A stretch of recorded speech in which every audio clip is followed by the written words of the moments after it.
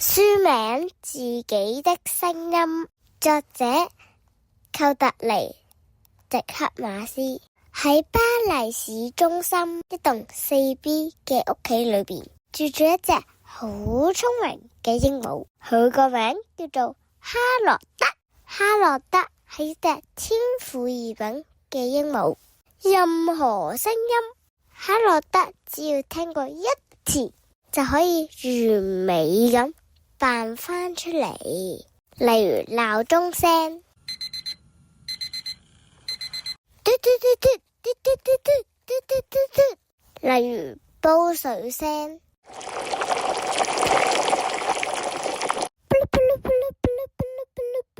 例如電視機嘅歡呼聲。Oh yes！ 仲有攪拌機嘅聲音，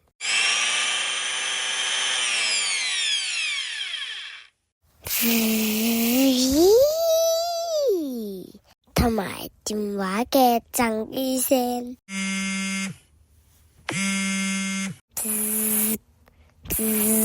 哈洛德一聽見美妙嘅聲音，就會忍唔住去模仿，最鍾意就係扮水嘅聲音，沙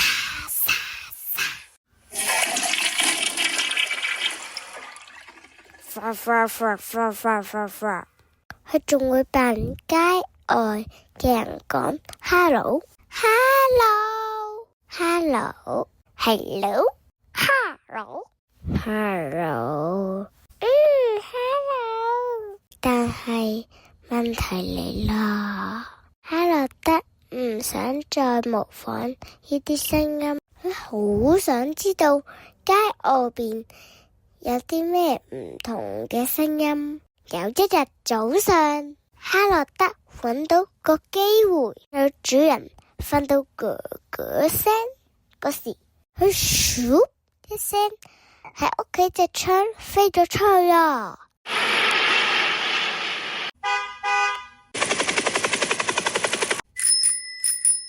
哈洛德簡直唔敢相信自己嘅耳朵，呢個世界竟然充滿住唔同嘅聲音，每樣東西都有自己嘅聲音，有啲好大聲，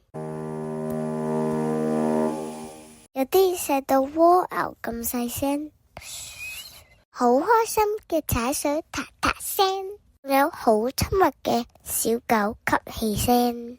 好似除咗哈洛德，街上每樣嘢都有自己嘅聲音。哈洛德諗緊，佢都一定有自己嘅聲音，一定係收埋咗喺身體嘅某一個位置。決定咗就喺而家，深深咁吸一啖氣。哈洛德揞住個嘴，係咩聲音咁難聽呢？不過神奇嘅事情而家發生啦，一群鸚鵡飛咗過嚟。你嘅聲音太美妙啦，我哋好遠都聽到啊！